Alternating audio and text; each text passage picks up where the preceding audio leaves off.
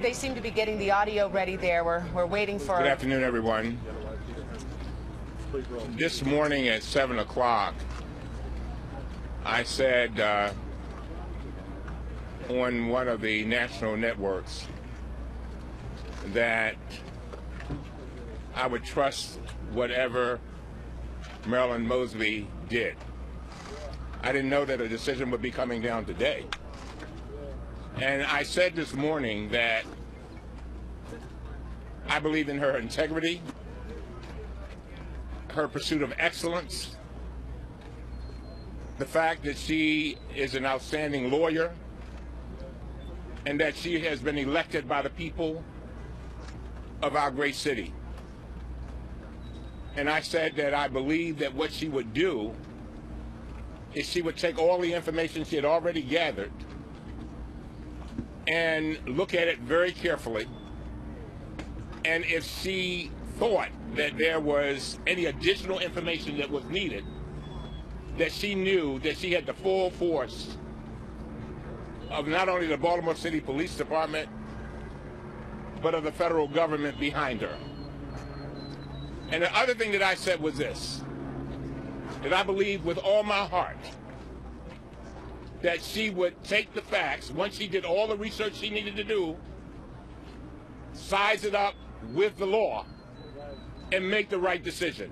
And I said this morning, before I knew any of this, that whatever her decision would be, because of her integrity, and the fact that I believe in her, that I would accept that decision. That's right. But I said something else. And I said this at Freddie Gray's funeral. I said, you know, did you see him? Did anybody see this man? Did they see this man who was a mother's child? Did they see this man who was just trying to get through life? Did they see him as a human being? And I have come here today to thank God that Marilyn Mosby and her team saw him. Saw him. The process has started. That's the main thing. The process has started. So many people in the neighborhoods that you have been filming over the last few days, I think somebody said it a little bit earlier, Bishop Thomas, I think, said it. They've never seen a victory. They've never seen a victory. And they had begun to believe that the system could not work for them. So many of them have felt like the system had worked against them. And so again, we are beginning the process. And one other thing that I said this morning, I said that as we approach the evening of our lives, many of us, we want to make sure that our children have a better morning. And so I want to thank everybody. I want to thank Bishop Walter Scott Thomas, all the members of the clergy, all the community leaders and organizations, our elected officials, for coming together to stand with our children, but most important, to hear them. To hear them.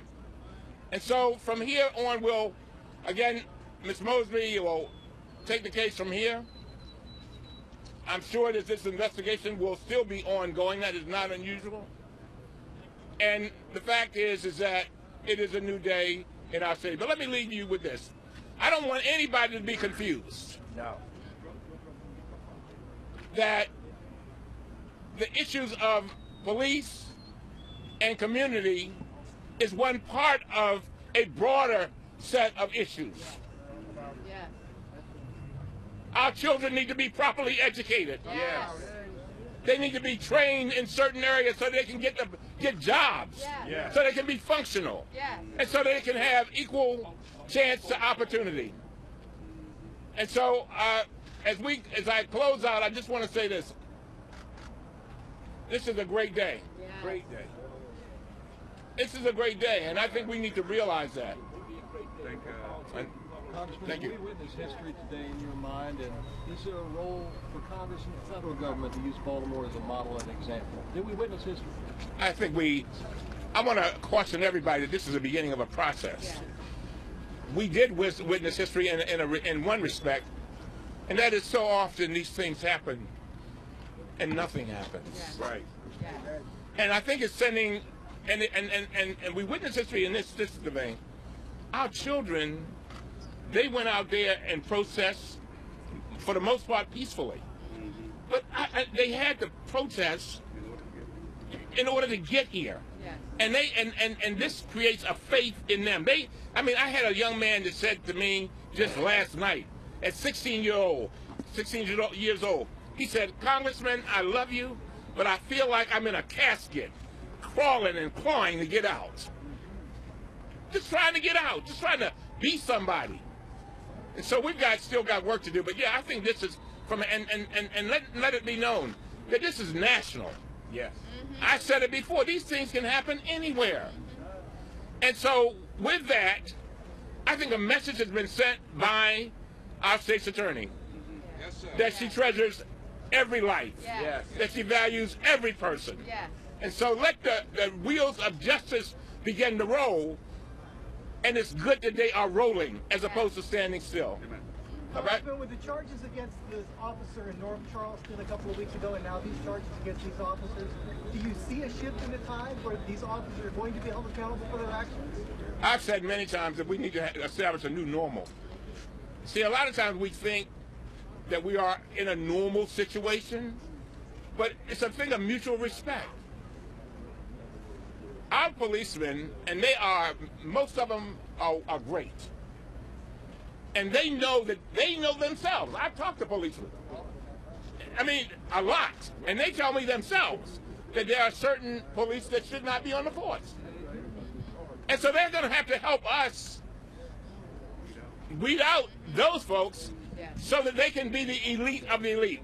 One of the things that I'm determined to do, and I'm hoping that we're able to do, is make Baltimore a model for the nation. Yes. A model for the nation. We don't have to follow anybody. We can set the model. Yes. I believe that we set the model when we were at Pennsylvania and North, going out and talking to people. And a lot of the folks that we talked to, they just simply wanted to know that you hear them, and you see them, and you love them, and you respect them. Yes. And they want to live in dignity, and they want to see their futures. They want to see their futures, and they want somebody to see them. Last but not least, and then I'm closing. When I thought about Freddie, I could not help but think about my own childhood. And I looked at him in that casket, and I said to myself, here was a young man just trying to exist. Trying to exist. And so hopefully now with this, our city can begin to heal, to come together. Policemen will look, and women will look at their jobs from a different standpoint and realize that they are here to protect and serve. And by the way, and that our community must respect them. Yes. But it's got to be a mutual respect thing. Yes. Because let me tell you, the police need us as a community, and we need them. Yes. Thank you very much. Okay.